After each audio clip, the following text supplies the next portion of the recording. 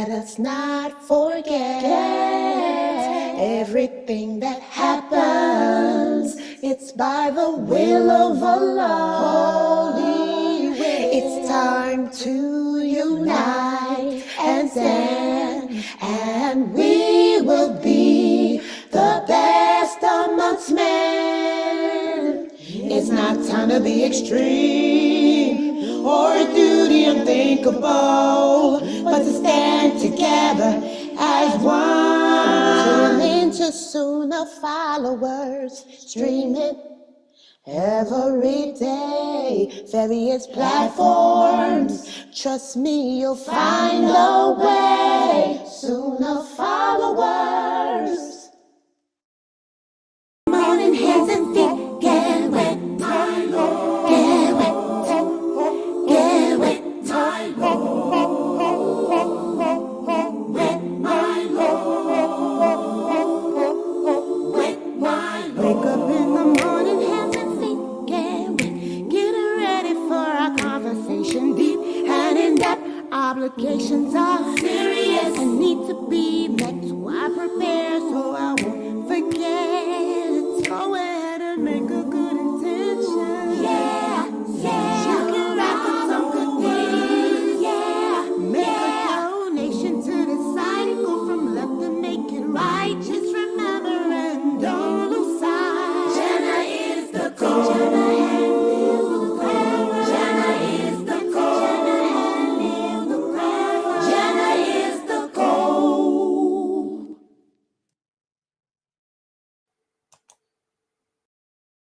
Callin. And by the way, what are you getting up here today? Let's talk about it. Any other questions? This is gonna be good. Welcome to Ask Sister Laila Live. What are you getting up here today? Let's talk about it. Wait a minute. Time for the Ask Sister Laila live show. This is Lines gonna are be now good. open. 862-370-2838. You ascribe, ascribe, ascribe, ascribe. You ascribe, ascribe, ascribe, ascribe. You ascribe, ascribe, ascribe, ascribe. You ascribe, ascribe, ascribe, ascribe. You ascribe, ascribe, ascribe, ascribe. You ascribe, ascribe, ascribe, ascribe. You ascribe, ascribe, ascribe, ascribe. You ascribe, ascribe. Sister Laila live, Sister Laila live. Weekly for the show at the hour. Ask Sister Laila live, Sister Laila. Invite your friends and family, make it cozy. Ask Sister Laila.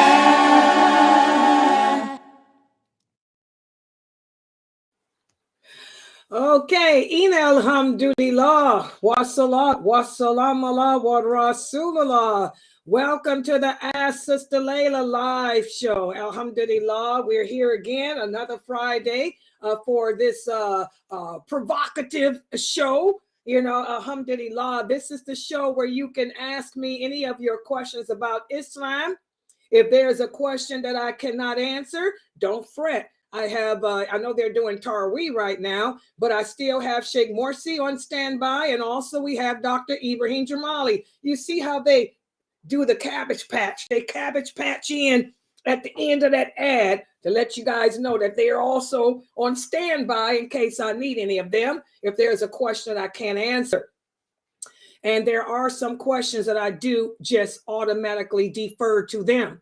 You know, feel free to ask whatever questions you have about Islam. And there are several different ways you can get your question across to me. You can type it on the screen. For those of you who don't know, we are streaming on most all social platforms. We are streaming simultaneously on YouTube, Facebook, Twitter, Instagram, Rumble, Odyssey, LinkedIn, Telegram, DLive, Trovo, and Twitch. Okay. And also, guys, you can type in all of those platforms except for Rumble and Odyssey. Rumble and Odyssey, those are the two platforms, the only two platforms that I cannot see your questions on. So if you are listening to me right now on Odyssey, and I do have a few followers on Odyssey, and if you are listening to me on Rumble, I do have a few followers on Rumble. If there's a question that you would like for me to answer, please join the Zoom room. You can join the Zoom room at www.sunnahfollowers.net. Go there, click on Zoom room. It'll bring you directly into my Zoom room. You don't need a password or nothing. Okay. And so you can come there and either type your questions there, or you can get on the mic. And by the way, for everybody else on Facebook, Twitter, and LinkedIn and YouTube, if you would like to use the microphone, you too feel free to join the Zoom room, so that way you can get on the mic and ask your question on the mic. Also, for everybody who does join the Zoom room, I want to remind you that I cannot see your questions, so don't send them to me. Don't private message me. If you have a question and you don't want to use the mic, type it to everyone, and that way I do have several sisters there to help with the load. I have several sisters there who, inshallah, will be able to read your questions to me. Okay, or like I said, you can get on the mic yourself. So those are the different ways that you can get your questions across to me, or you can call in. And by the way, I do have the phone here with me today. Let me put this up so y'all can see it. The phone number to call. That's the phone in. The call-in number is 862-370-2838. That's the WhatsApp number. That's our call-in number, our WhatsApp number. You can call in. I do have that phone with me. It's an ugly phone, but we're a nonprofit organization. So, poor people can't be beggars, or however, beggars can't be something. I don't know. Whatever the old saying is, y'all get it, So this is the phone. You can call in that number, or you can message me on the Facebook, the WhatsApp group. We do have a WhatsApp group, a Sunnah Followers WhatsApp group. Keep your eye on that WhatsApp group, AWA. If there's a question on the WhatsApp group, let me know. Look at that. She's showing me on the WhatsApp group. Okay? Keep your eye on that WhatsApp group, AWA. Okay? Or you can type it on Instagram or whatever. So that's how you can get your questions across to me. And also, for those of you who do call in, I do have operators on standby to take the calls too. So like I said, if you want to call in, you can. I got the phone right here. And also I'm watching on other platforms. So before we get started, how's everybody's Ramadan going? Where is Ifti in here today? How's everybody's Ramadan? We're almost at the end of it. We'll be in the last 10 days soon. How's your Ramadan going? Anybody want to share? Anybody want to share? Come on, I know everybody ain't eating. Come on, somebody get on the mic. Share your Ramadan. Where's my sidekicks? Ramadan is going well. Let me hear that baby. That's the baby. How's your Ramadan going? Good. It's going pretty good. You've been making you've been making dua to Allah? No, because I don't know when to do it. Oh, well, you can talk to Allah anytime you want to. But you've been doing the fast with how's your prayers going? What about the prayers? Good. Oh, mashallah. You like praying? You like to pray?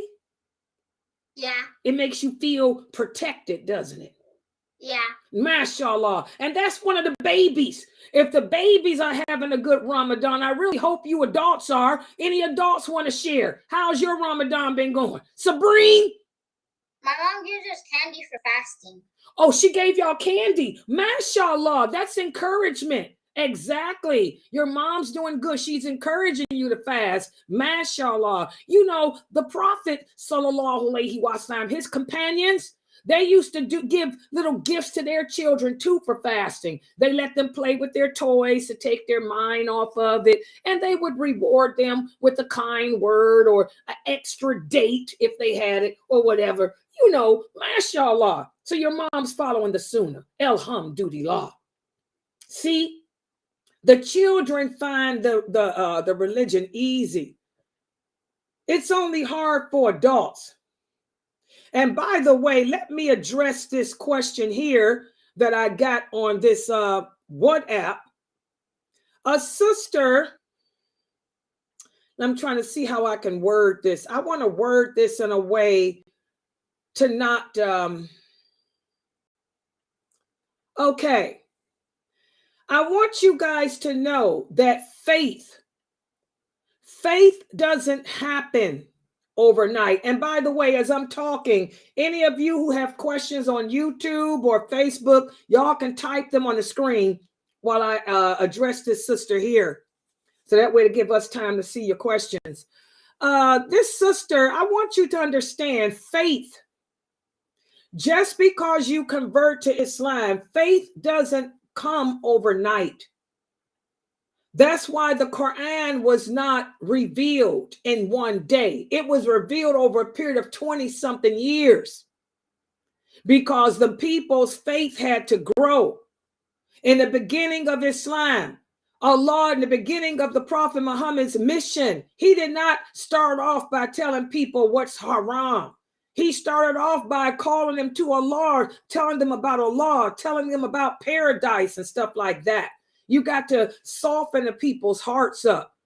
You don't just start off with what you can't do.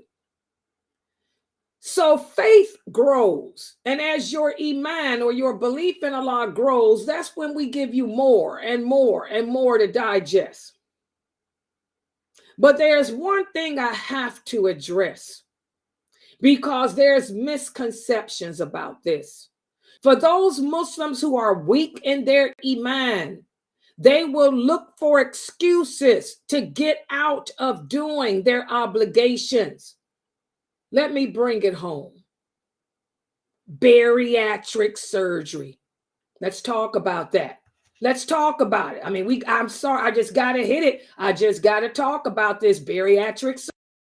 Callin. And by the way, what are you getting a piercing today? Let's talk about it. Any other questions? This is gonna be good. Welcome to Ask Sister Laila Live. There's a misconception that some Muslims have where they think because they had bariatric surgery that they can't fast. Shame for shame for shame. I had bariatric surgery and it wasn't no sleeve. I had gastric bypass, which is the worst one.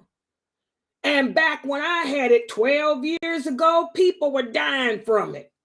That's how great a surgeon is. They don't even give gastric bypass nowadays unless they have no choice.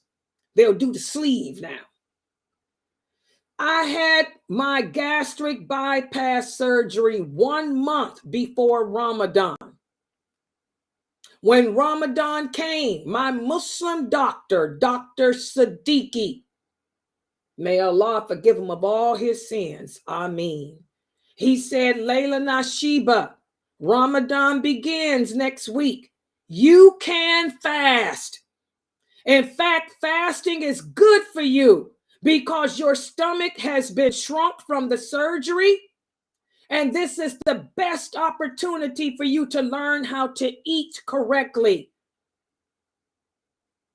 Because your stomach is only the size of at that point, my stomach was this big, the size of my pinky. Your stomach is not going to take in anything but liquids right now. Anyway, I was on liquids. They start you off on liquids at first. And then you go to yogurt, stuff like that.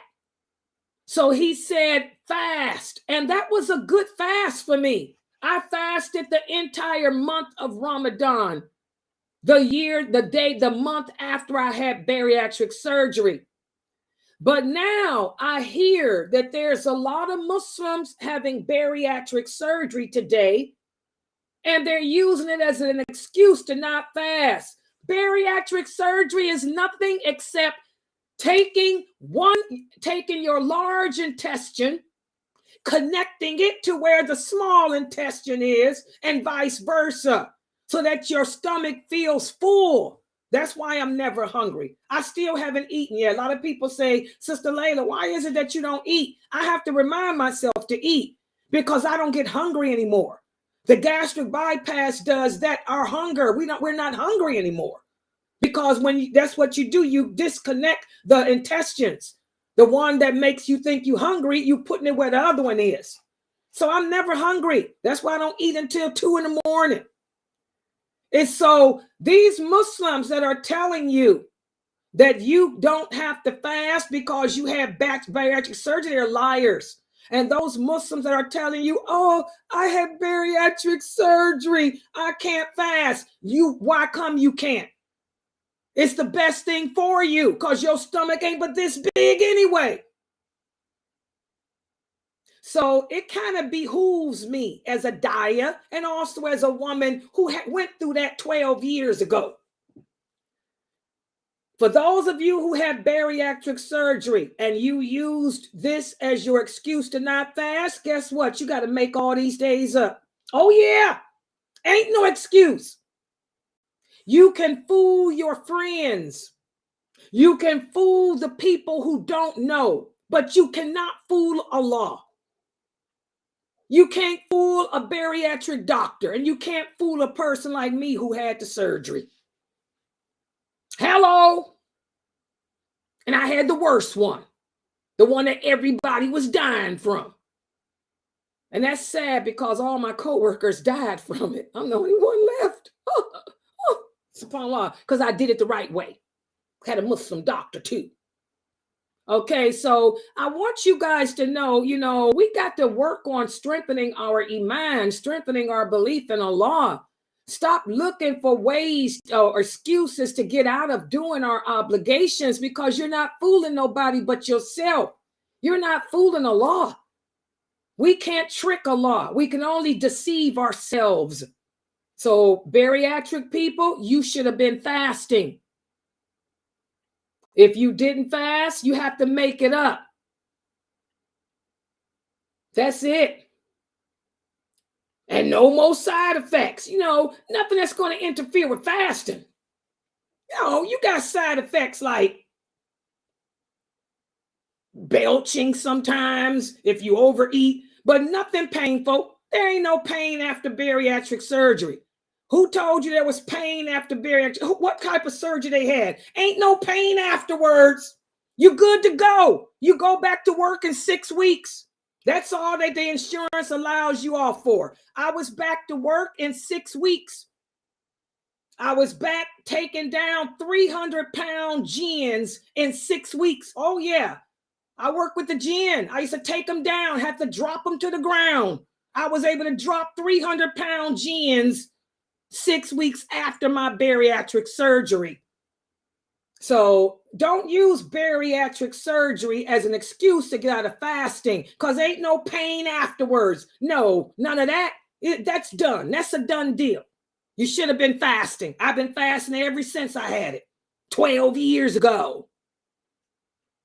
Oh, yeah. All right. So I just wanted to talk about that, because a lot of these sisters are using that as an excuse because your iman is weak. Just like pregnant women use that pregnancy as an excuse because your iman is weak. Pregnant women are supposed to fast too, unless you are high risk pregnancy. And we talked about that. I gave you what Ibn Abbas and Aisha said about that. Okay. Okay, I think I have I got a couple of questions here on Zoom, on Facebook. Sister Fame, you want to read them, or you got some other questions there too? Go ahead. Yeah, let me get this first question on YouTube. It says, on the day of judgment, we will stand before Allah naked and uncircumcised. Please explain what that means. It means exactly what it says. When Allah raised us up out of our grave, you will come out of your grave with no clothes on. That's the naked part. And the men will not be circumcised. So it means exactly what it says. In other words, we're coming out of the grave just like we came in. We came in the world naked, barefoot, and uncircumcised. And we're coming back in the world the same way. You're going to rise up out that grave. You ain't going to have no clothes on. The men will be how they were when they were born, uncircumcised. And for you sisters who were mutilated, you won't be mutilated anymore. Okay? That's exactly what it means. We'll be in full exposure. That's exactly what it means. Okay? But you won't stay naked. Allah will cover you. He will eventually cover you. If you are a good Muslim, you will be covered in garments. If you were a bad person that's going to hell, you're going to be covered with fire. Oh, yeah. The kafirs will be covered with fire. The fire will engulf them. Okay? The Muslims, Allah, if you are in good standing with Allah, he'll give you garments to cover you when you stand before him to be judged. But if you are a bad Muslim, some people will be covered with tar and feathers. Tar and feathers. That's going to be painful for you. Some people covered with fire. Okay? But when you come out the grave, you will be naked, just like you were when you came in this world, except you'll be an adult. Okay? Everybody understand now? Yeah, that's the beauty of Islam. Allah doesn't speak in riddles. Whatever Allah says, he means. That's how you can recognize the truth from falsehood. When people come to you and say a black crow flew in the sky, that means women have to wear black. That's not true. Allah doesn't speak that way. Allah means exactly what he says. Naked and uncircumcised and no shoes on. Barefoot, naked, uncircumcised. He means exactly that. Everybody understand? Okay, go ahead. Any other questions? Go ahead. Did you have another one in Zoom? No, there aren't any in Zoom right now. Okay, yeah, and here's a one here. What's this? Trovo? Go ahead, type it. That's so hard for me to see on Trovo. Yes, everybody, even the jinn. She's asking the same thing, but she said, will the jinn be the same? Yes. The jinn will be barefoot, they will be naked, and they will be uncircumcised too. But you're not going to be concerned with the jinn. You're going to be so afraid when you come out of that ground that you won't even notice the jinn standing next to you. You won't even notice the man next to you. You're going to be concerned with yourself, because that hellfire will be brought forward. As the Prophet sallallahu alaihi wasallam told his wife Aisha, yes, we'll all be naked. Yes, we'll all be standing together, but you won't care about the person next to you. All you're going to be thinking about is, what can I do to save myself? The woman will try to sell her children. You can have my kids, take them, just leave me alone. The men will try to sell their wives and sell their property. So we're not going to care about how the jinn look or how the naked person next to us look. You're going to be so scared, so terrified that day. All you're going to think about is myself, myself, myself. Subhanallah, guys. It's a scary thing. That's why the Prophet Muhammad sallallahu alaihi wasallam told us to seek refuge in Allah from the punishment of the grave, from the hellfire, and from the day of judgment, for what's going to happen on that day. It's going to be the most scariest thing ever. Yeah. Yes. So don't worry about the jinn. Don't concern yourself with them. Just concern yourself with you. Yes. Another question here. Somebody's asking, will the jinn be in paradise too? Yes. They were created to worship Allah too. Remember, I told you guys the story of Adam alayhi salam. When Allah created Adam and blew his soul in him, that's when Allah created all of us, all of our souls. And he offered us free will. We accepted it. He had offered it to the jinn too before us. The jinn had accepted it. He had offered it to the animals. They refused it. He offered it to the sun and moon. They refused it. The only creations of Allah that accepted free will was mankind and jinn. So that's why we are the only creations of Allah that make our own choices. Animals don't make their own choices in life. They do what Allah programmed them to do. The sun, the moon, the mountains, the birds, the bees, they don't make their own choices. They live on instinct. They do what Allah commanded them to do. Mankind and jinn, we are the only creations of Allah that make choices. That's why we will be the two creations judged on the day of judgment. Does that make sense? Yeah. Okay. Yes, and so this. One more question about that. Yes, go ahead. A sister wants to know what is meant by the good jinn stay away from us because that danger to harm us is too big. Why and how would they harm us? Because they are made from fire? No. How is that? The jinn were commanded to stay away from us because they can see us and we cannot see them. They're part of the unseen world. And the jinn like to harass humans. They like to make you afraid of them. Have you guys ever seen the cartoon? A lot of these cartoons were adapted from Islamic teachings. The cartoon, Casper the Friendly Ghost. Casper was a jinn. What did Casper the Friendly Ghost, his other ghosts, they like to scare people.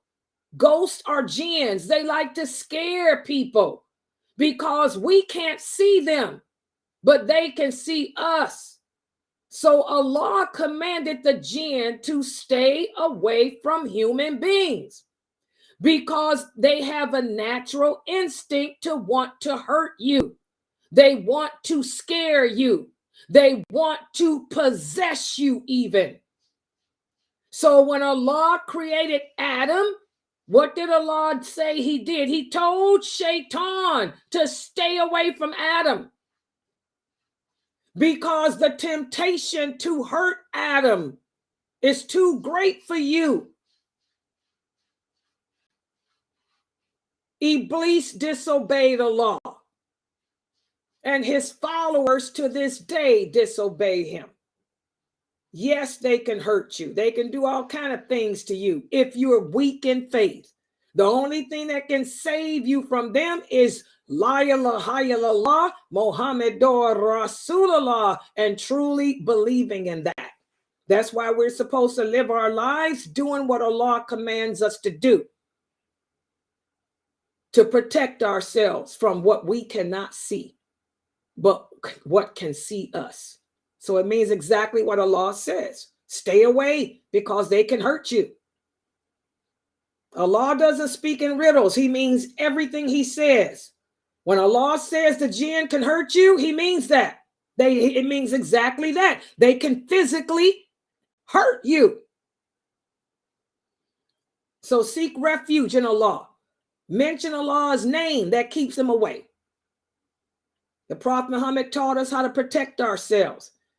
The jinn, the Prophet sallallahu alaihi wasallam said there is one word that if you say, it'll make any jinn run away. And that word is Allah. They hate to hear that, because when you say Allah, it reminds them that they're disobeying him and they run away out of fear. So that's why the Prophet taught us to mention Allah's name as often as we can, because that keeps us protected. So Allah doesn't speak in riddles. He means everything he says, guys.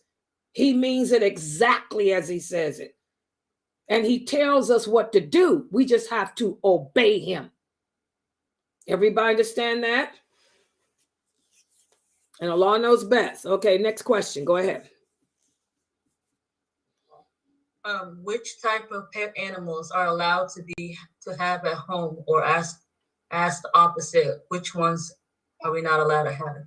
You can have any animal you want as a pet except for a dog. Allah, the Prophet sallallahu alaihi wasallam said, anyone who has a dog that does not serve the purpose of servicing you, you will lose two mountains worth of blessings each day. And any pets that we do have, we have to take care of them, because you are held accountable for how you treated them, whether you fed them, whether you housed them properly. But we cannot have dogs as a pet. Yeah, but other than that, you can have anything you want as a pet. Yes. And Allah knows best. And the next question is, so we will be brought before Mount Arafat the second time to be questioned about the fitrah? Yes, life is a circle. That's what I tell y'all all the time. Life is a circle. It goes around and around. History just repeats itself. When Allah created Adam, he ran his hand over his back and he created me, you, our souls. And he gathered all the souls together at Mount Arafat. And that's when we testify to La ilaha illallah. On the day of judgment, after we are raised up from out of our graves, the angels will descend upon us and they will drive us to Arafat. Arafat will be the gathering place where we will all be ushered to. So it all ends where it begins. I tell you guys, everything begins and ends with La ilaha illallah. Everything begins and ends as it began. So yes, we will be gathered at Mount Arafat. Yes. Okay, here's a question from Facebook. A dua after saying tashahhud and before salam is yes. You can say that then, or you can make your own supplications too. The Prophet encouraged us to seek refuge from the grave and from the Antichrist and the last day after the tashahhud, but you can also say it any other time. In fact, there's another hadith. The Prophet sallallahu alaihi wasallam said, whenever the believer says, "Oh Allah, save me from the hellfire. Oh Allah, save me from the hellfire. Oh Allah, save me from the hellfire," 3 times, the angels too say, "Oh Allah, save him. Oh Allah, save him. Oh Allah, save him." And Allah responds, "So I shall." And every time we say, "Oh Allah, admit me to paradise. Oh Allah, admit me to paradise. Oh Allah, admit me to paradise," 3 times, the angels respond, "Oh Allah, admit him. Oh Allah, admit him. Oh Allah, admit him." And Allah says, "So I shall." Yeah, so you can ask for protection anytime you want to. Okay? If it bothers you, if you're so afraid, which we should fear the day of judgment, ask Allah to spare you. Ask Allah, "Oh Allah, seek refuge in you from what's going to happen on that day. You can say it now when you're doing your Taraweeh prayer or your night prayer before you go to sleep. Oh Allah, should I die? Save me from the punishment of the grave. Oh Allah, save me from what's going to happen on that day. Say it before you go to sleep, and you can say it in whatever language you speak. It doesn't have to be Arabic. One of the things I emphasize, Arabic is not a religion. Arabic is just a language. The only Arabic that you have to recite is Fatiha. You ain't got to learn Arabic other than that. Okay? People make this deen hard. They make the religion hard with all this other stuff that's not necessary. It's all about knowing and understanding your religion. Okay? So you can ask Allah to protect you from the hellfire anytime you want to. Protect you from the day of judgment and give you a good ending. You can say that anytime. I say it a lot because I fear death. The one thing I fear Allah. And I fear death after that. Okay. Yeah. Any other questions? Some people keep birds at home in a specific case, while others see this as unnatural, keeping them. What is the right stance on that? Is it against nature to keep them like that while they could fly in nature? That's why we have to learn the religion. When we learn Islam and its truthfulness based on what the Prophet Muhammad sallallahu alaihi wasallam taught, those type of questions would never get asked. There's nothing in Islam. Remember, the Prophet sallallahu alaihi wasallam said the lawful and the unlawful have been clearly defined by Allah. If something is haram, there would be a verse that says it. And most things in life, the Prophet Muhammad said, most things in life are lawful. If I were to write a book, if I were to get a notebook, guys, and write down everything that's haram, I wouldn't even have 3 pages. I wouldn't even have 3 pages because most things in our everyday life is lawful. There's nothing in Islam that mentions anything about a bird in a cage or as a pet. You can have whatever bird, whatever pets you want. Keep them caged, keep them uncaged. Who said that? That's somebody's opinion. What the Prophet said is any pets that we have, take care of them. That's all. That's all. Take care of them. Feed them. Shelter them. Treat them gently. That's what Islam says. All this other stuff about flying in cages, and I think that that's inhumane. Man's opinion sucks. As Allah says in the Quran, if the world were based on man's opinion, the world would be nothing but chaos. That's why we have to learn our religion from the correct people. And the correct people are those who base their questions, their answers on what Allah and his Prophet sallallahu alaihi wasallam said. So whoever told you that stuff, tell them where they get that from. What stance? There's no stance. That's man-made. Man comes up with stances. We don't care about man stances. And whenever somebody tells you something is bad, whenever somebody tells you something is dirty, whenever somebody tells you that you shouldn't do something or you can't do something, they should have the authentic hadith. They should do just like me. The Prophet said. They should be able to back it up with the Prophet sallallahu alaihi wasallam said. If they don't do that, then you just smile and wave goodbye and keep it moving. Okay, the religion is easy and most things are lawful. It ain't that many haram things. I would give you just 3 pages of haram things for us. Just 3. That's it. Yeah. Any other questions? And by the way, guys, this is something too. We're going to be talking about a lot of the new shahadas. I got some feedback from last Friday. Last Friday, I talked about how to recognize bad men, because one of the problems that we are faced with as Muslim women today is you convert to this religion or you just go to a new mosque. You've been Muslim all your life. You go to a mosque And the first thing that happens is you're greeted by an imam that tells you, oh, welcome.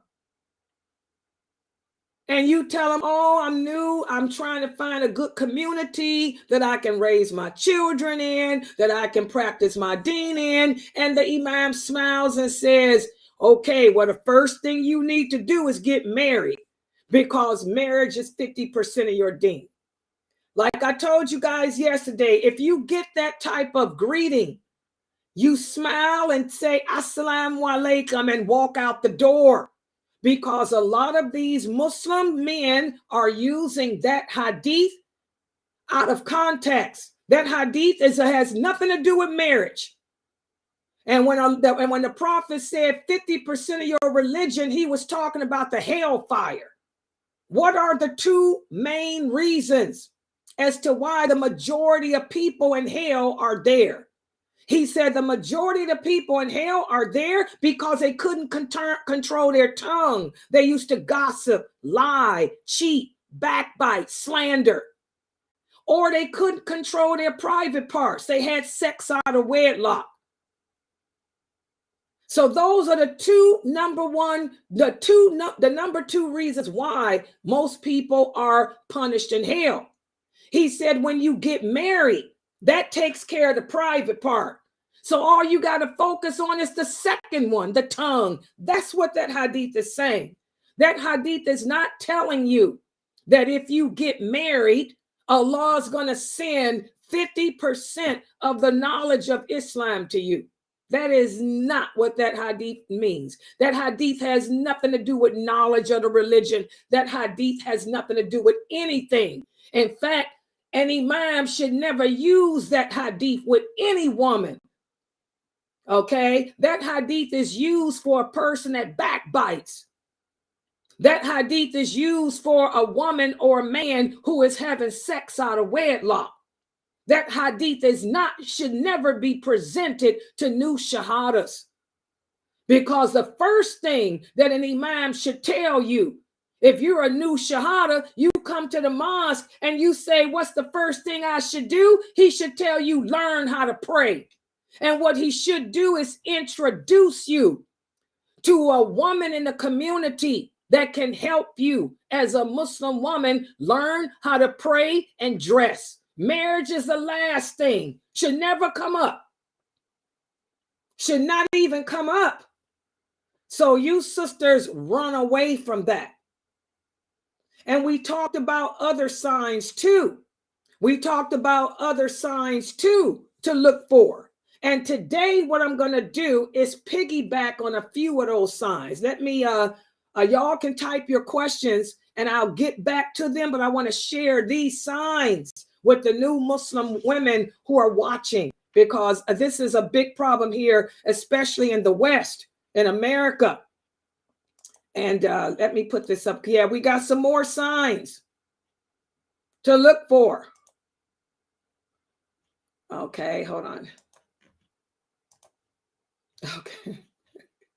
Okay, I'm trying to take this off. Yeah. This sister, we're looking at what sister's texting me on Trovo.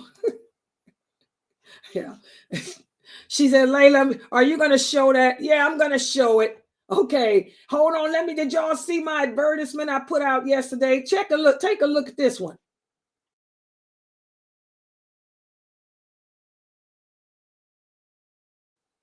Y'all like? She said, MIA. That's what she wants to know. What do you mean, Sister Layla, when you said one of the signs of a scrub is they go missing? MIA, missing in action. I'm going to talk about that because I was up last night talking to one of the sisters and we were cracking up about that. Let me put this PowerPoint up. So let me share my screen for y'all so y'all can see this. Yeah, it's humorous, but it's true. Humorous, but true. Okay, so let me go to YouTube, Facebook first. Hold on, Facebook. Oh, wait a minute. Let me put this up so y'all can look at that. Look at that beautiful background for a minute. Okay. She got me laughing. Yeah, I'm getting ready to show it, sister. Just give me a second. All right, hold on. She wants to see this MIA. Y'all, this website, y'all don't know, y'all crack me up. I'm telling y'all, this has been a good Ramadan for me because y'all done kept me laughing all Ramadan. Okay, here we go. Look at my little PowerPoint I put together, y'all. Here we go. Signs of a scrub, part 2. Y'all ready? Mina, you here? Geechee, everybody here for the signs of the scrub? Be here. Okay, let's go. Here's one we talked about. Now, I went into a little bit of detail about this. I told y'all he ain't got a car. Well, guess what?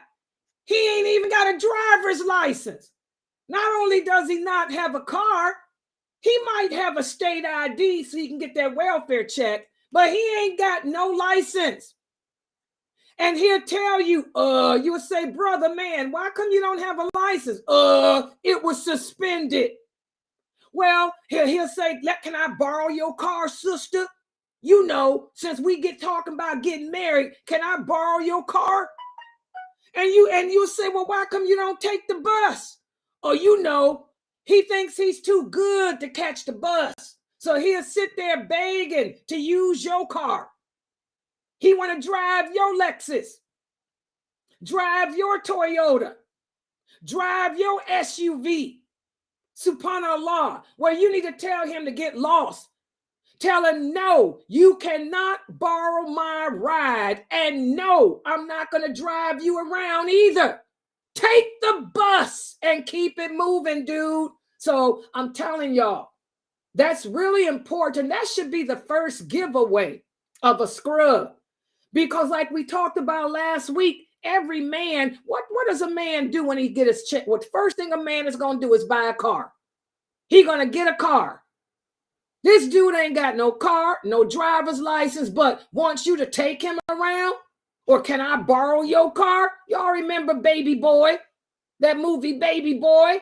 He was always driving Yvette's car. Yvette, can I use your car? Yvette, he was a scrub. Tell him to get lost.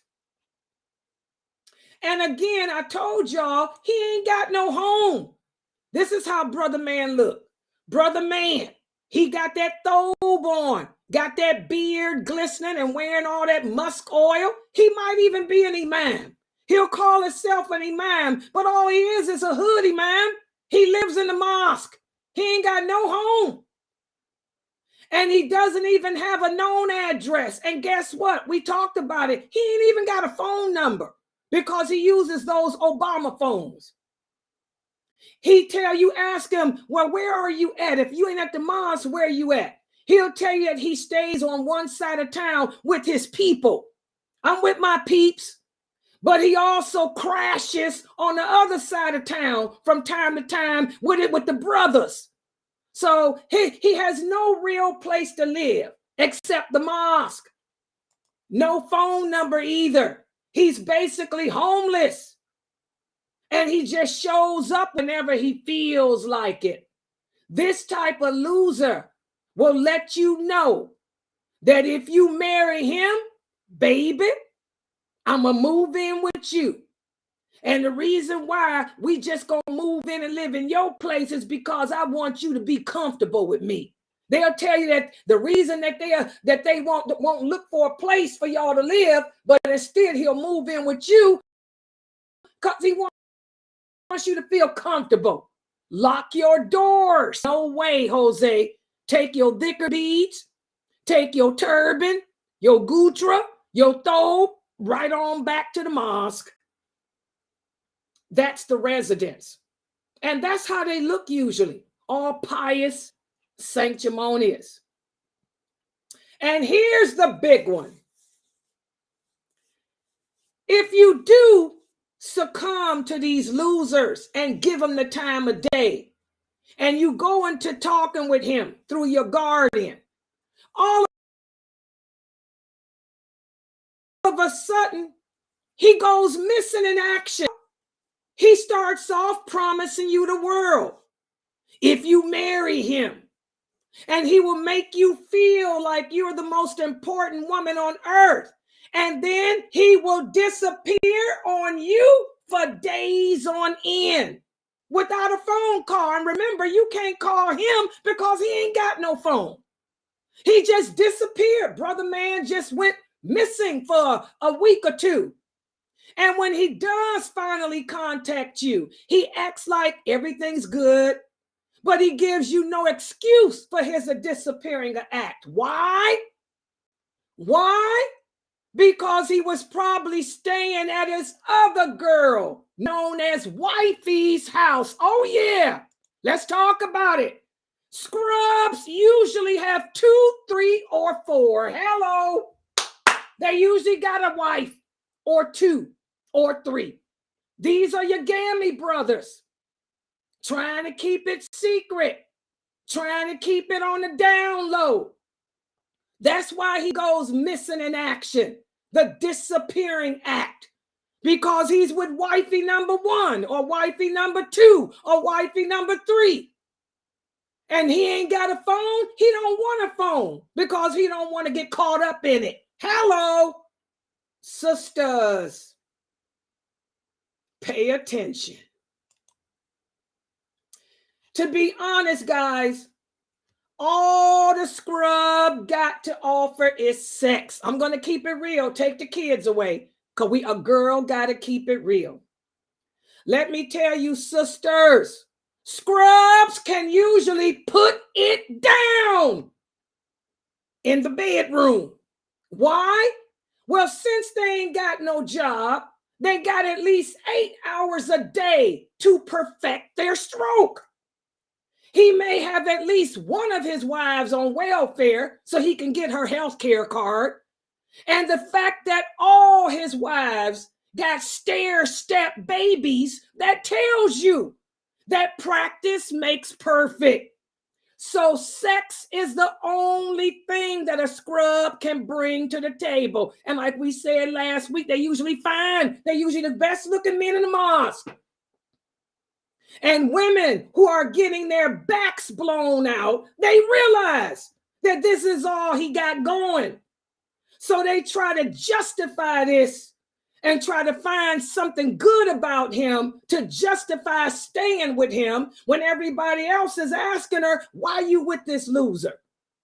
But they can't find nothing. It's like looking for treasure in a trash can. So those are the other signs.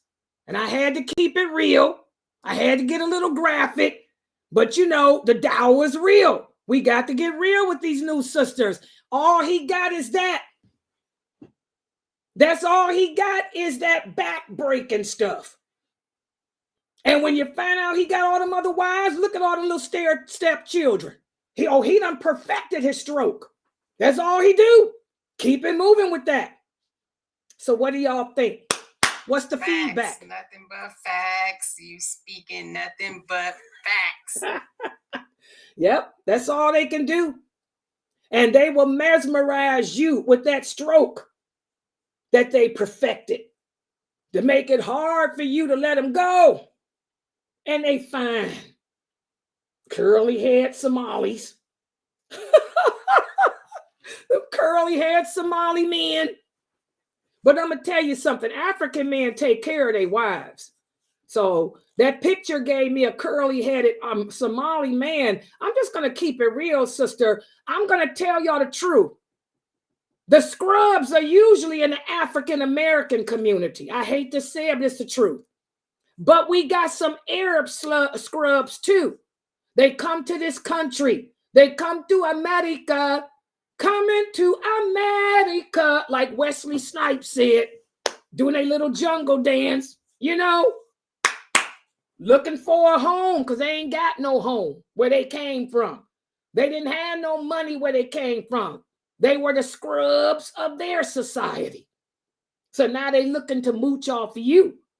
But they done found 2, 3, or 4 other women to mooch off of too, while they perfect their stroke. Hello. Beware of the scrub. What y'all got to say? What y'all got to say? New sisters. They also look for green cards. Oh, yeah. The Arab men are looking for the green card. And the foreign men. As I must think, especially Sister Laila, our African men. Oh, yeah. They coming to America. They coming to use that green card. And I'm going to tell you something. We're going to talk about that. Let me tell you what the African men are doing. The African men got a little bit more class, though. They go after older women. That's going to be our topic next week.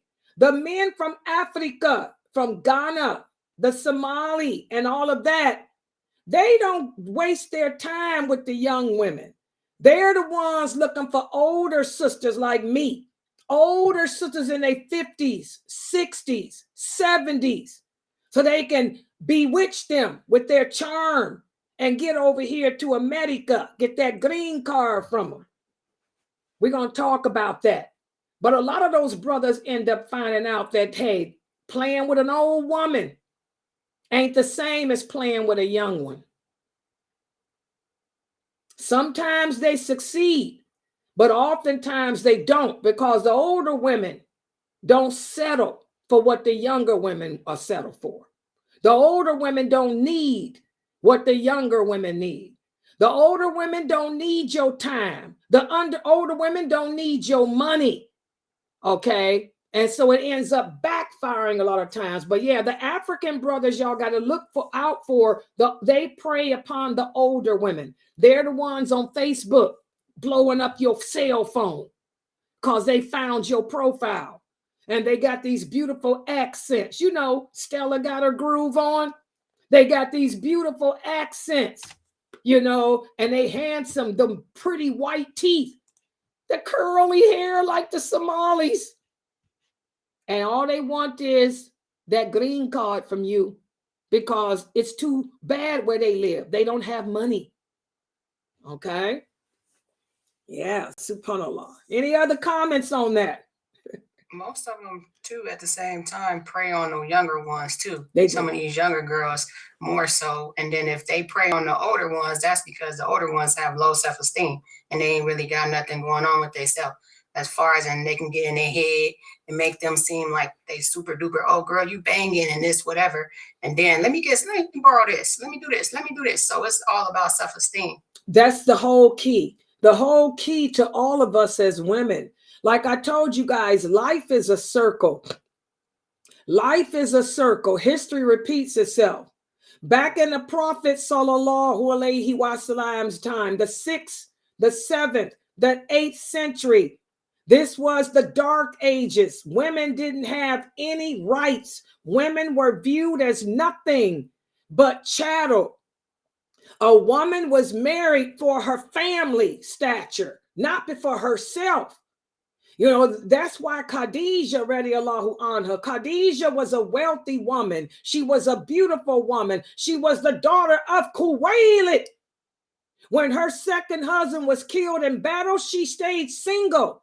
She had offers of marriage from other men, but she refused them all because she refused to marry a scrub. She refused to allow a man to marry her for her value, for what she represented, to use her family prestige to excel themselves. And we're back in that. That was the 6th century. Now here it is, 2024. It's the same thing. If women don't have high respect for themselves, if women don't have a sense of high self-esteem, you will fall victim to a scrub. Khadija refused because she had self-esteem. Sauda refused. Habiba refused. They all had high self-esteem because in the 6th century, you had no choice because only the strong survived. If you were a weak woman, you didn't survive back then. They'd prostitute you or kill you if you weren't strong, if you didn't know how to work it. Like Cleopatra. Y'all know the true story of Cleopatra. First of all, she was not an Egyptian. She was Mesopotamian. She was not even beautiful. They said Cleopatra was not a beautiful woman to look at. She had an extra large nose. She was extremely short and she was very petite. That's how she was able to be wrapped up in a carpet. She was real skinny and real short, and she had an extra large nose, which is what Greek women had. Greek women had big noses, still do.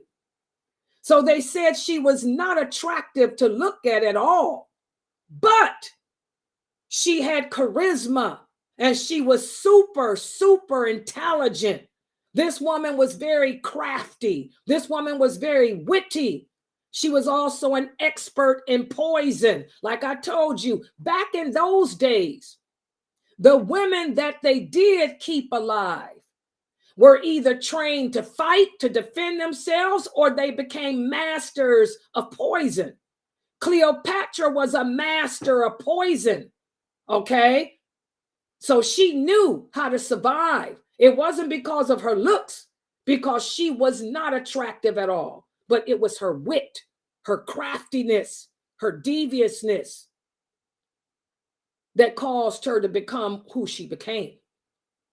Okay, so women and life is a circle. We're back to that now. If you sisters don't have self-esteem, if you sisters don't work your brain, you can get suckered up by these men who talk a good game and go missing on you. You ain't heard from him in 2-3 weeks. How many of us been there? Let me raise my hand. I've been there. Brother supposed to be all that in a bag of chips, and I ain't heard from you in a month. Where you been? Hello? You used to talk to me every day. Used to text me and call me 5 times a day. Now I'm lucky to hear from you a month. That tell you right there, Brother Maine got 2, 3, 4. He's missing in action out the door. Or he got 2, 3. And he promising you that you gonna be number 4, but he got 2 or 3 other women that he talking to. That's another problem too, sisters. These brothers will go into a contract with you, a verbal contract to marry you, but they also got a verbal contract with 10 other women. So he's missing in action, because he's with them other 10 women that he done went into a verbal contract with. How many of you been in that? Raise your hand. These brothers, you got to stay. I mean, they think that, and the thing is, they think they smart. You got to be careful. Life is a circle, sisters. That's why I tell y'all, you have to love yourself. When y'all hear me say love don't love nobody, that's what I mean. You got to love yourself, because love don't love nobody. That brother can be promising that he gonna marry you, and he got 10 other women in different parts of the world, in different parts of the city that he promising to marry to. You ain't heard from him in a month because he's with that sister over there that he told he was gonna marry. Then he come back. Where you been, Aki? Oh, it's good. Everything's good. We cool, baby. It's still about you and me. We gonna get married. We gonna get married. When you getting married? I'm still waiting. How many of y'all been there? That's the reality. That's a scrub. Yeah. Any comments? And by the way, if there's any other questions, go ahead and ask them too. They got questions in there? There's one question here. Can you elaborate, please, on can the dead in the grave hear us, although they won't be able to answer, not only on the day of the funeral in general? The Allah answers that question in 2 verses of the Quran. Allah says in the interpretation, the meaning, you cannot make the dead hear you when they are in their graves. So there's your answer. Allah says you cannot make the dead hear you when they are in their graves. So this is why it's a form of shirk. This is a form of disbelief to go to the graves and talk to people. You're denying what Allah said. Allah says you cannot make the dead hear you. So now you're saying Allah is a liar? So you're sitting at the grave talking to your dead relative? This is association, and this is disbelief. Like I tell you guys, Allah means what he says. He doesn't speak in riddles. He said it, not me. He said it. You cannot make the dead hear you in their graves. That's it. There's your dalil. And you ain't got to speak Arabic to be able to read that in English. It means exactly what it says in English. Okay? Yeah, a lot of these questions like this are just basic aqidah. That's why I'm telling you guys, after Ramadan, I want the new shahadas to continue to join, because after Ramadan, I'm going to go back to my series, Diluting Well Better. And we'll be talking about this, the dead in the grave and all of that stuff. We'll be continuing with basic Aqidah. We're going to be talking about that. And also in the class I teach on the belief in Allah, that's on Mondays and Wednesdays. We're going to be talking about the grave too. Yeah. But no, the dead cannot hear you. They're not even a part of this world. The dead are not a part of this world anymore. They're in another world. They're not even, I'm going to be honest, the dead are not thinking about you or me. They're too busy trying to get out of whatever they're in. Either they are in the hellfire being punished for their sins, and that's where most of the people are. There are more people in hell than paradise. Most dead people are in the hellfire. So they ain't thinking about you or me. They in that hellfire begging Allah to take them out. Or if they were good Muslims, they're in the green birds flying around the throne of Allah. And they ain't, that's another world. They're enjoying being around the throne of Allah. So the dead are not even a part of this world.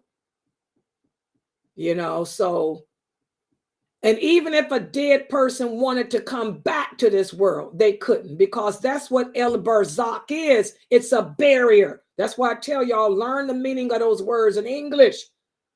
El Barzakh means a barrier. It's a barrier that prevents people from entering from that world to this world, from hearing that world, this world, and all of that.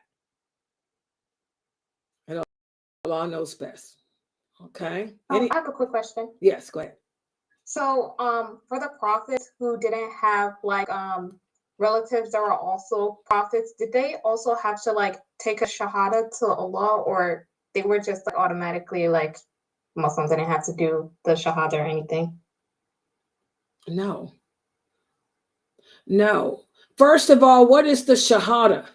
The shahada is simply saying, I believe in Allah, that you are the only deity worthy of worship, and I submit to you.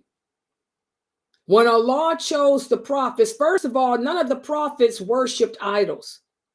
None of the prophets were idol worshipers. None of the prophets believed in anything but Allah. All the prophets believed in Allah alone. The Prophet Muhammad sallallahu alaihi wasallam never worshipped the idols of the Quraysh. That's why he used to go to the cave to be alone. Just like Khadijah, she never worshipped those idols either. Neither did Abu Bakr. Neither did Umar did. Neither did Abu Bakr. Some of the companions, they never worshipped an idol. Okay, they always believed in Allah. Moses believed in Allah. He never worshipped the idols. Solomon always believed in Allah. Adam believed in Allah. All the prophets believed in Allah. So what is there to testify to? They already believed in him. The shahada is what we do, what this nation does. This nation, people who come into Islam because they worship something other than Allah, they're the ones that have to give the Pledge of Allegiance. The shahada is the Pledge of Allegiance. I'm pledging that my allegiance is to you, Allah, and my allegiance is to the Prophet Muhammad, and my allegiance is to the religion of Islam. That's something that non-Muslims do today to convert upon Islam.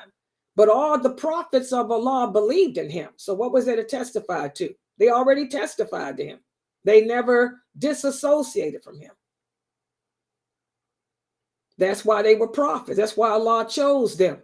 Allah chose the best of mankind. The prophets were the best human beings ever created. And none of them believed in anything except Allah. So they had nothing to testify to. It's us who come from a different way of life that have to testify and give a pledge. The companions, when the Quraysh embraced Islam, they gave their pledge of allegiance. The pledge of allegiance is the testimony of faith, where you are saying, I pledge to you, O Muhammad, that I will worship no one but Allah, and that my allegiance will be to Allah, to you, and to the cause of Islam. That's the Shahada. That's the testimony of faith. That's what we are pledging when we convert, when people convert to Islam. For those of us who were born into this way of life, we don't have to pledge because we were raised upon it. But we do renew our pledge every time we recite the Tashahhud. Because in the Tashahhud, you are renewing your pledge. You're saying, I pledge my allegiance to Allah and to the messenger of Allah. So we pledge our allegiance every time we recite the Tashahhud. That's all that Shahada is, a pledge of allegiance. But not to America, to Allah and the Prophet, sallallahu alaihi wasallam. Okay? Yeah, any other questions on that? The next question is, as you break your fast, do you eat something to break it, then pray Maghrib, then have iftar, or have iftar and then Maghrib? The Prophet sallallahu alaihi wasallam said, eat first and then break your fast. Because if you don't eat something first, all you're going to do is be thinking about, how you want to eat. So it's best to, if you're going to the mosque, break your fast with a date or something, or eat something to break your fast, and then make your, your salat, and then y'all usually eat afterwards, right? Yeah. Or if you that hungry, you can eat your food first and then make Maghrib. Some people claim to be so hungry. I want that chicken now. So go ahead and eat your dinner now and then make Maghrib, as long as you got time. Remember, guys, every prayer ends at the beginning of the next. So Allah gives you a whole hour and a half to make Maghrib. So if you want to eat first, go ahead and eat. Sit down and eat your chicken and rice and whatever, and then go make salat afterwards, as long as there's time. You have until the adhan for Isha to pray Maghrib. Everybody understand that? I get that question a lot too, and that's a good question. If you want to eat first, eat first. If it's going to take away from your it's going to distract you, eat. Let the kids eat first. And then when they finish eating, let them go and pray. Y'all pray together then. So that way they're not sitting there thinking about the food. And Allah knows best. Yeah. Yeah. Any other questions? Go ahead. Yes, the sister here is typing. She said, Sister Layla, that happened to me, the missing in action. She said, I was trying to figure out why this brother. She said, this brother that was interested in marrying me, he went through my wali. Everything seemed to be fine, but he would disappear. We wouldn't hear from him for a week or two. She said, then we found out that he had another wife. And he didn't tell me. She said, does he have to tell me? Now, this is a good question. I'm glad you asked that question, Sister. What's your name? Amira? Sister Amira. I get this question a lot. Does a man have to tell his wife that he's married to another woman? I'm going to give you the correct answer based on the Prophet Muhammad sallallahu alaihi wasallam. The answer is no. If your husband believes that telling you that he has married another woman is going to cause you grief to the point where it jeopardizes his marriage to you and those children, he doesn't have to tell you. But does he have to tell the woman he is marrying that he has another wife? The answer is yes. Y'all see that? He doesn't have to tell his wife that he's marrying another woman if it's going to cause problems, because the marriage is everything. But he has to tell you. A man cannot marry you making you believe that he has no other wife. If he's got 2 or 3, he's got to let you know. He's got to come and say, Sister Laila, or tell your guardian, I want to marry Sister Laila. And I got 3 wives, Aki. Let her know I got 3 wives. I want her to be the 4th, and I can provide for her. I can maintain her. I can do this. He can't hide it from the woman he's marrying, but he can keep it from the other wives if it's going to cause a problem for them. Y'all understand that?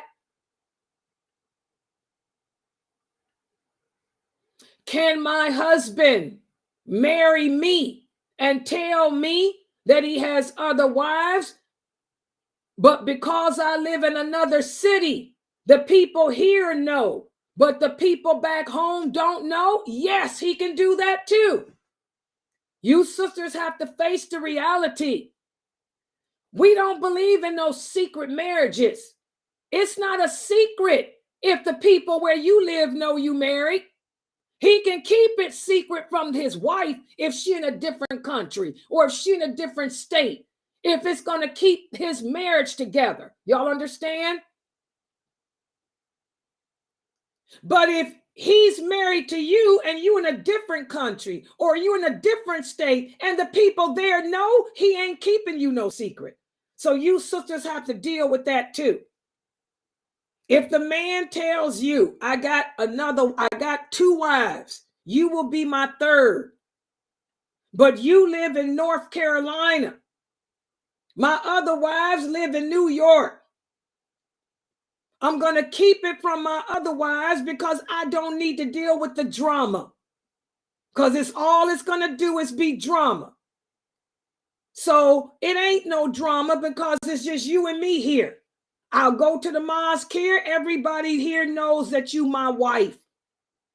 But if you asking me to tell my other wives about you, I ain't doing that. And he don't have to. Do you sisters understand? You cannot say to your husband, I want you to go to your other wives and let them know about me. He ain't got to let them know nothing about you. Long as you know and the people where you live know, shut up. Keep it moving. What goes on with them other wives ain't none of your concern. You ain't no secret because everybody where you know that you his. He's protecting his families from the other women that's too weak to handle it. Hello. Do you women understand that? Don't call yourself a secret marriage when you're not. This is a problem with the sisters. I'm going to keep it real. A lot of you sisters complain that your husband's got you in a secret marriage when you ain't in no secret marriage. He just keeping you away from his other wife, which he should do. That shows he's a good man, because a good man don't want to hurt nobody. So rather than hurt her, I'm keeping you away from her. And I don't want to hurt you by letting you go around her, and I got to choose. So you sisters got to stop calling yourselves secret marriages when you ain't. Everybody where you live know that you married to him. They all know you his boo. But you want him to parade you around his other wife. He ain't got to do that. He's a good man for not doing it. He's kind. He's considerate. The Prophet Muhammad didn't flaunt people either. He didn't flaunt his servants. He made a little mistake with Maria one time, and he paid for that one-time mistake. Okay? Men are not perfect. But you sisters got to stop calling yourselves a secret marriage when you ain't. He ain't got to parade you around his other wives. Why would you want that? Who you think you are, Cleopatra? Stay in your place. You women got it? Oh, yeah. Layla's an expert at polygamy. I'm an expert at gammy because I've always liked it. I prefer it. Oh, yeah. Any questions about that? Y'all understand that? Seriously, do the sisters understand that? Questions about it? Let's hear it, Mina, or in the Zoom room. The question is, what about the children? Should he let the kids know they have brother or sister? Don't worry about that. You women take that pity patty out. He'll deal with that when it's time. The children will find out when it's time. That ain't none of your business. All you concern yourself with is you and him, because you ain't held accountable for his other children. The only children you held accountable for is the ones that came out of you that's by him. So don't worry about the other ones. That ain't none of your business. They'll find out eventually. Children ain't stupid, and children can handle things. We women are stupid, and we women can't handle emotions. So don't worry about the kids. Yeah, he'll tell them eventually. He might wait till they're 12 years old, but he'll tell them eventually. That's his decision, not yours. Long as you are acknowledged where you are, then what goes on where he and his other wives is ain't none of your business. None of your concern, and not even they cheering are your concern. Hello, polygamy expert, bring it on. Keep it real. Now y'all see why I'm single? Men can't handle me. They say this sister know how to do gammy better than a man do. That's right. And I ain't got a problem with gammy. Bring it. I'd rather be number 4. And I don't care about all your kids and cheering and wives. I don't care. I'm here. They keep them over there. Hello, bro. That's why I can't get a husband. Because they can't make me crazy like them other women are. Because I know I can do it better than them. Hello. Bring it. Jamal. I heard this imam say, well, eventually his other wife gonna find out anyway. Eventually. They probably will, but that's his problem. That's the deal. That's his problem. It ain't your problem as a wife. That's right. Who cares? That's his problem. He's the man. He got to deal with that, not you. That's his problem. Complete and clean. That's right. That's why I prefer live in a different country. Keep your wives over there. I'm here. Keep in a different state. I don't care. Long as the people here know that I'm yours. I don't care. What you tell them, that's your business. That's your problem. That's your life. Sarah, Sarah, Sarah. C'est la vie. C'est la vie. Keep it moving.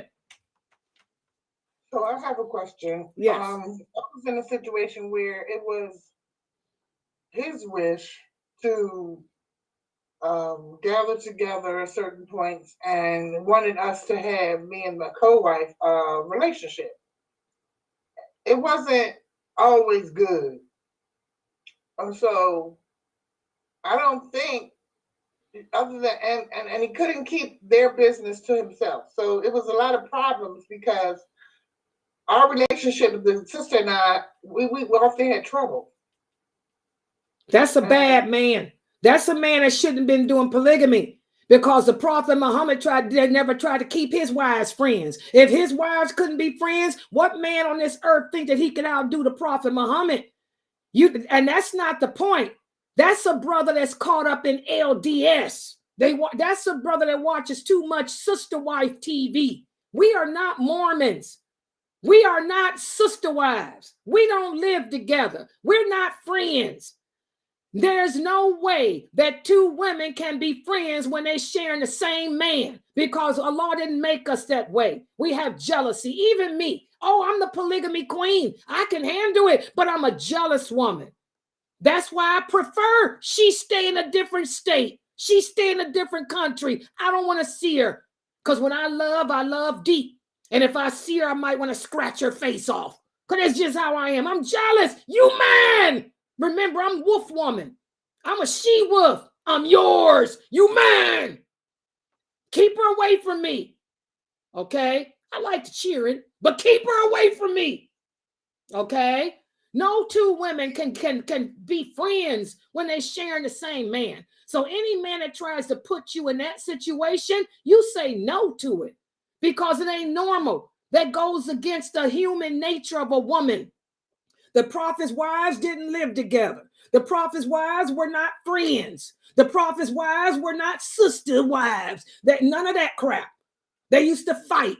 They used to argue. They would even get physical sometimes. So any man that comes to you telling you he wants you to be friends, you tell him, brother, you got a mental problem. You a scrub a dub. Keep it moving. Remember, the scrub got some sick vices too. We talked about that last week. The scrub man might have a sick vice. Maybe he's an exhibitionist. Maybe he's looking for a threesome. Maybe he's looking for some filth, some backdoor action. Any man that comes to you expecting you to be friends with his other wives got a problem. You run, because that ain't normal. Allah didn't create us that way. Women are jealous, even me. I am extremely jealous of anybody being with my man. He mine. I don't want to see it. I don't want to see no woman sitting up touching my dude. You crazy? That's mine. And I'm his. That's against our nature as women. Okay, y'all understand that? So that's a sick situation, Samira. I wouldn't do polygamy. If a man came to Laila Nasheeba saying, I want you to be my wife, you know I got 2-3 other wives and I want y'all to be friends, I'd say, brother, you done lost your mind. You better bounce back into whatever scrub hole you came out of, because ain't nothing happening here. Bye. Next. What Ariana Grande say? Next. Offers come and go. Next. Seriously. What y'all think? Is that why the Quran said one is best? Yeah, one is best. No? Oh yeah, one is best.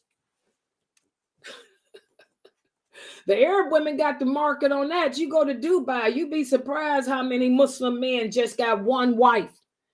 Them brothers over there in the Emirates ain't walking around with no 2, 3, 4. They got that one. One is enough. I can't have no 3 Laylas. Can you see 3 Laylas? 4 Laylas? 2 Laylas? Oh, heck no. Look at the Prophet Muhammad, all them strong women he had. Look at them strong women. He had, all his wives were strong, aggressive, outspoken, warrior women. Lord have mercy. I don't know how the Prophet Muhammad sallallahu alaihi wasallam dealt with him. On his deathbed, he was sitting there dealing with them, arguing.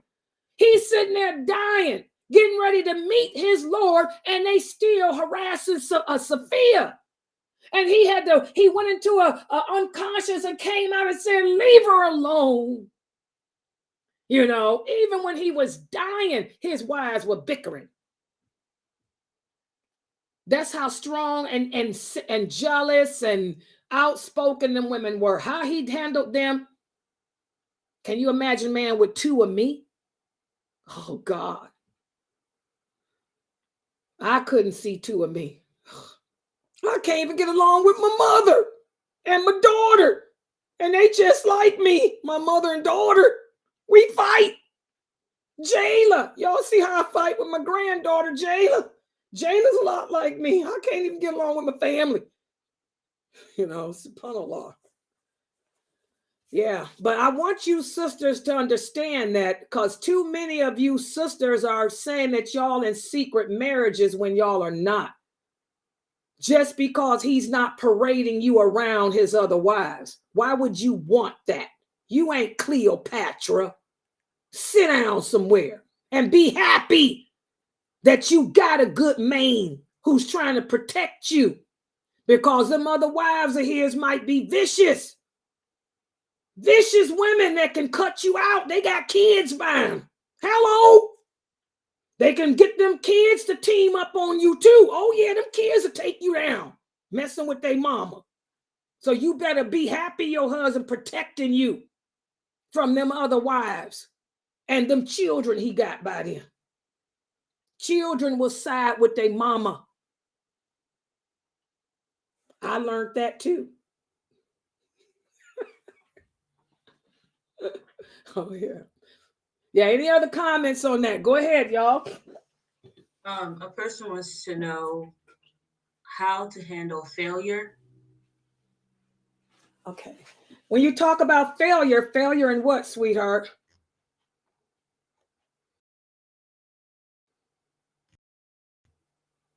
Yeah, what type of failure, Edie?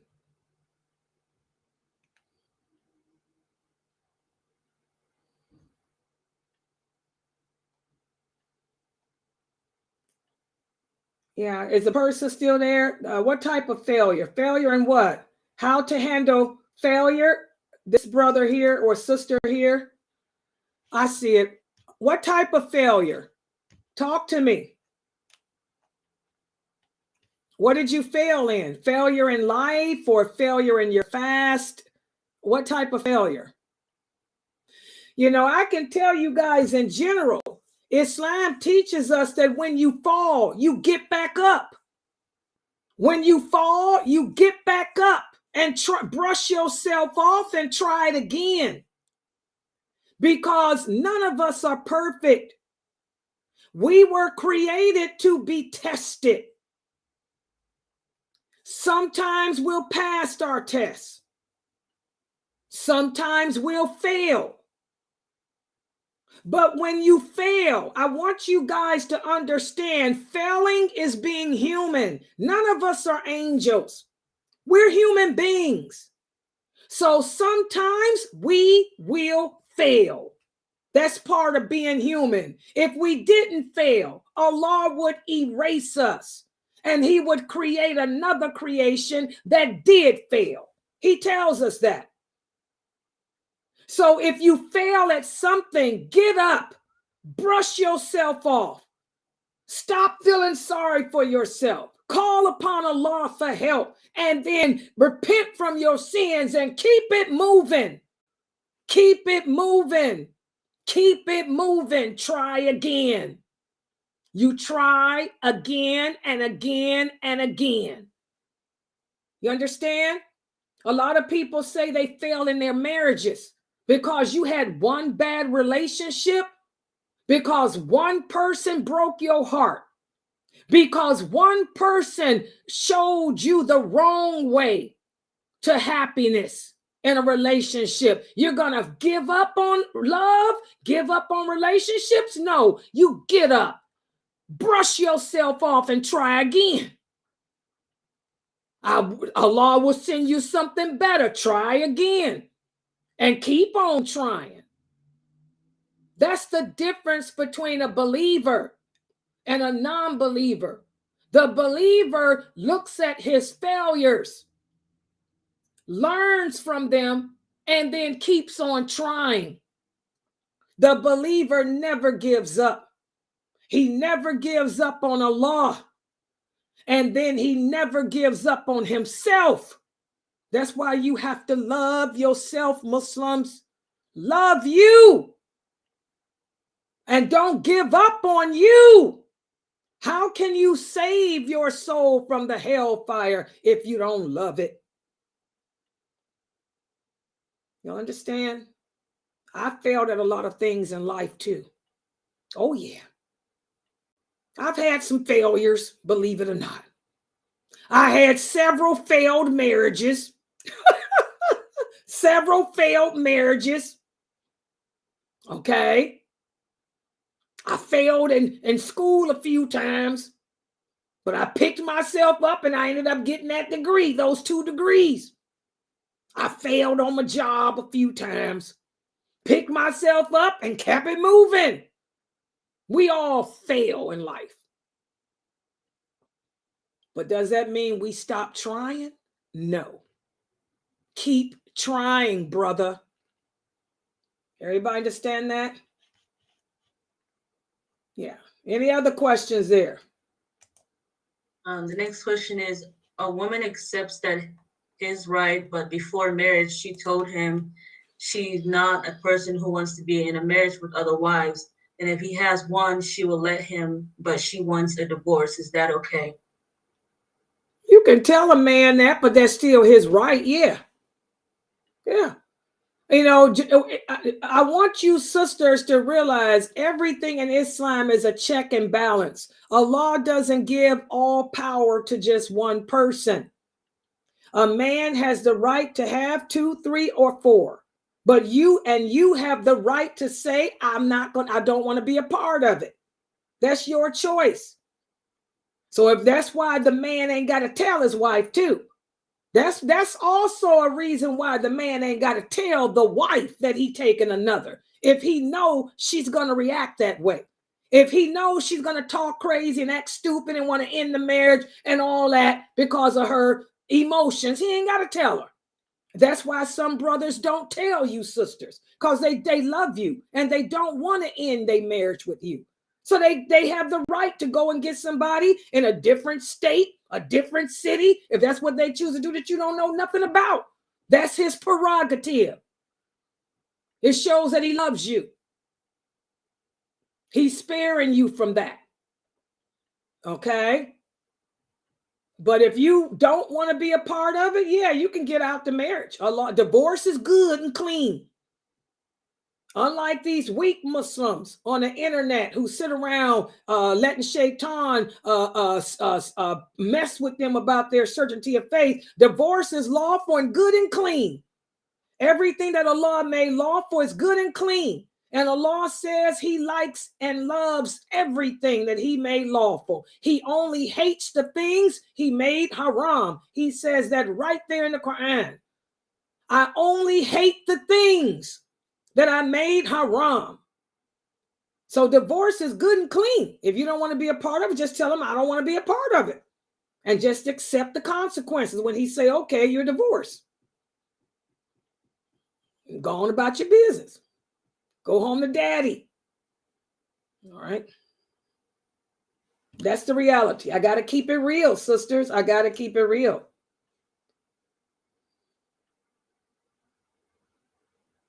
Yeah. Exactly. Jealousy is deep. Yeah. All women have that in us, including me. I'm a strong woman, but I'm a jealous woman. I am I'm like Aisha. Seriously, I can be just as jealous as Aisha was.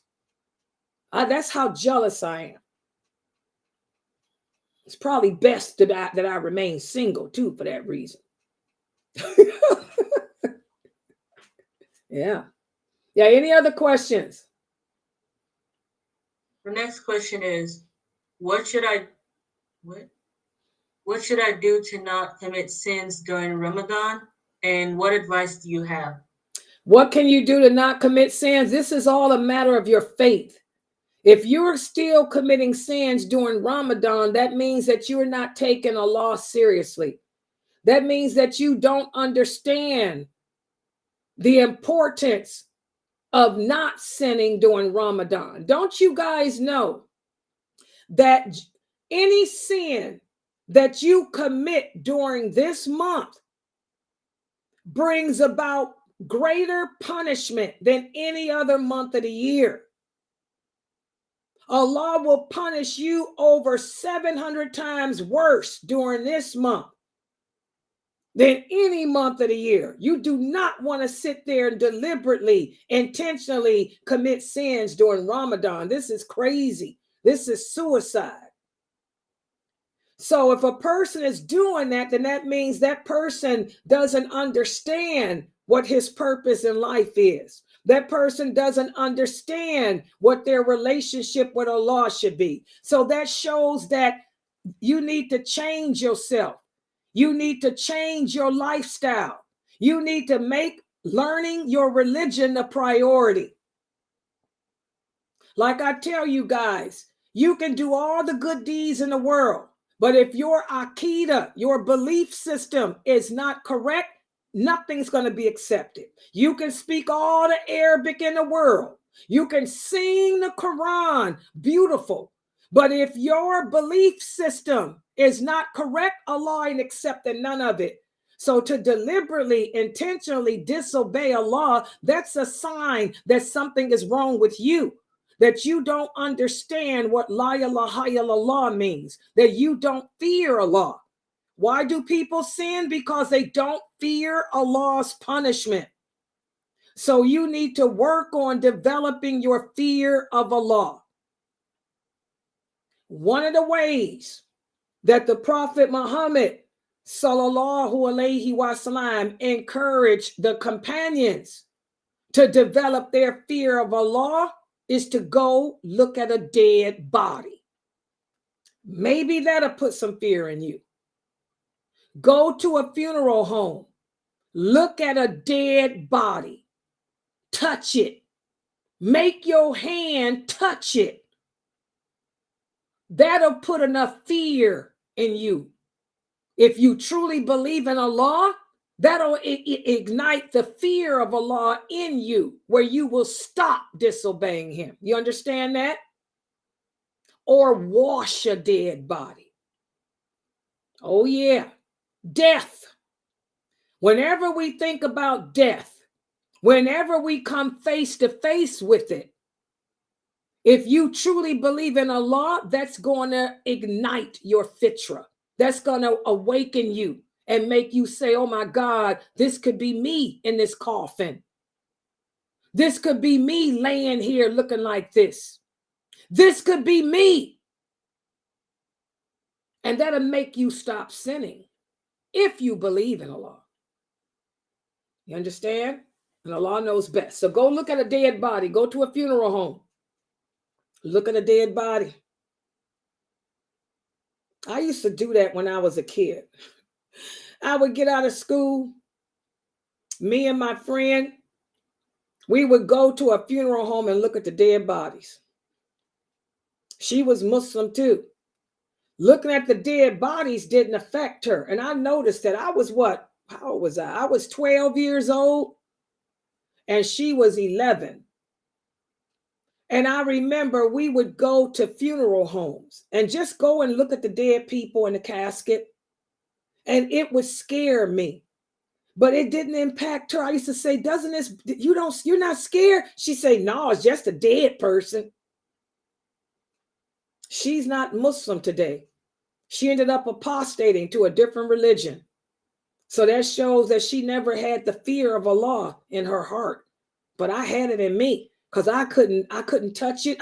She could touch it and it didn't bother her. She would try to pull the person's eyes open. And I would tell her, don't do that. Don't do that. It didn't bother her, but it bothered me. Some people just don't fear Allah. Put it to the test. Go look at a dead body. See what impact that has on you.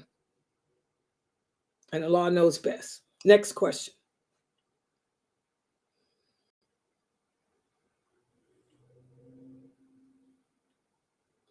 It's kind of scary, ain't it? Y'all ain't got no more questions on that. It's scary. Yeah, thinking about that dead body. Yeah, she would touch it. You know how they have you laying in the casket. She would try to open their eyes. Say, don't do that. Don't do that. Girl, look, yeah. Didn't bother her.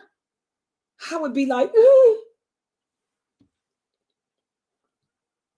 Sad.